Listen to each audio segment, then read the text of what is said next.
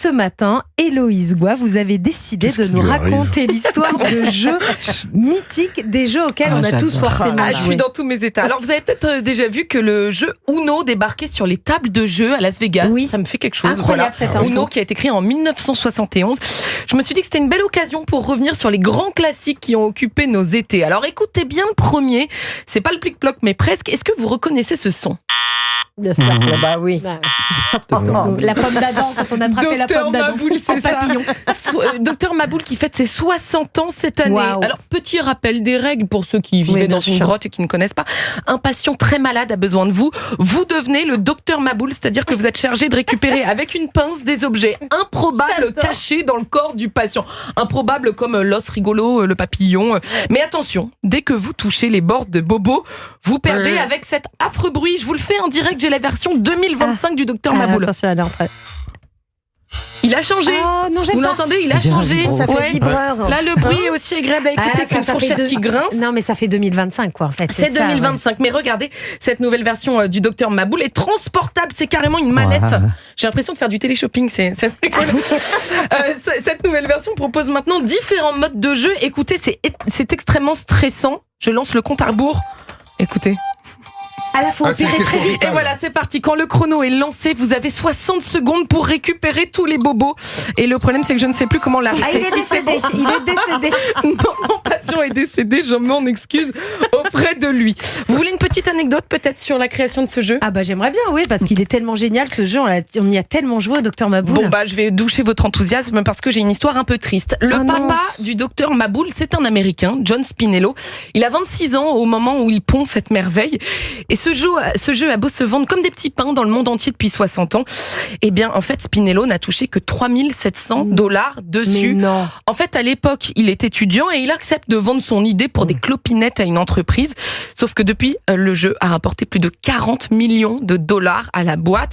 Tandis que le pauvre créateur, lui, a même dû récemment créer une collecte de fonds pour une opération chirurgicale. Voilà, comme quoi, il faut croire en soi dans la vie, Anissa. Là, $40 millions pour l'entreprise et 3 700 pour lui. Oh là là, c'est triste. Un peu triste. Imani ? J'espère qu'ils ont participé à la cagnotte. Mais je ne sais même pas. Mais et est-ce que le chirurgien a réussi à lui enlever le truc sans que ça fasse vite J'ai pas les infos sur ce sujet. Mais après, l'idée, elle est tellement géniale.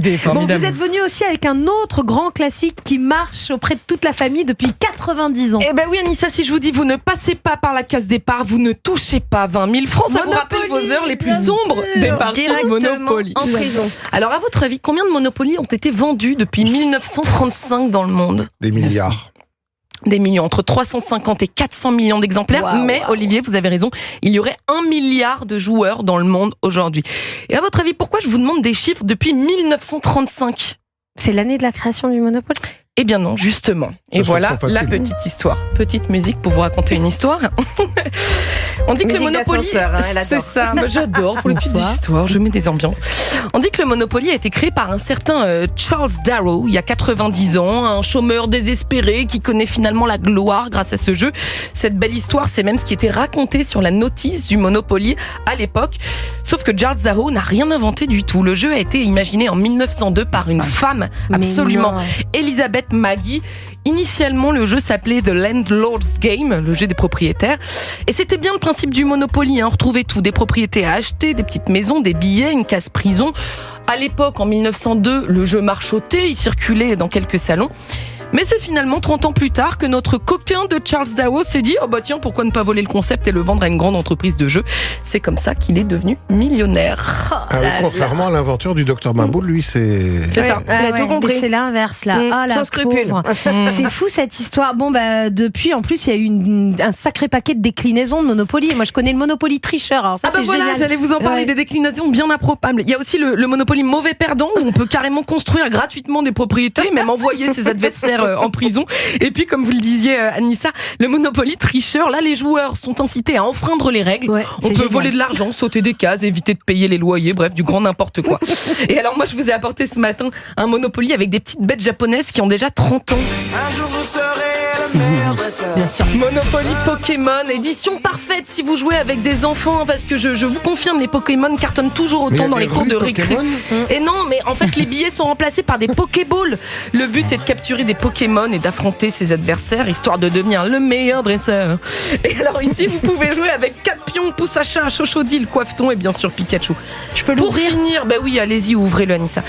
Pour finir, une question pour finir, les amis. Est-ce que vous êtes sûrs d'être bien au point sur les règles du Monopoly? Vous devez y jouer de temps en temps. Ah, mais alors il y a un truc, la caisse de communauté là, je comprenais jamais l'intérêt de ces cartes, mais. Je vous pose la question parce que selon Hasbro, l'éditeur du jeu, pas moins de 8 joueurs sur 10 n'ont jamais lu les règles du Monopoly. J'ai jamais Donc lu. Voilà, mais non, j'ai jamais lu les règles. Amusez-vous, Anissa, avec Chochodile, Coiffeton et Poussachat. Ouais, c'est génial, je suis en train d'ouvrir le Monopoly. Les pions sont des petits Pokémon. Regardez, hop, je vous montre sur Europe1.fr les pions, les petits Pokémon. Il y a de l'argent Pokémon et tout. Et puis il y a des petits billets. C'est des Pokéballs en fait, les billets, c'est des petits Pokéballs. Ah ouais, c'est génial. C'est vraiment chouette. Et merci pour toutes ces histoires de ces jeux Dr Maboul Monopoly. Puis alors vous savez que si vous jouez au plic-ploc et que vous n'avez pas la bonne réponse, vous repartez avec certains de ces jeux. Et oui. Donc voilà, c'est super. Merci beaucoup Héloïse Goua pour toutes ces infos.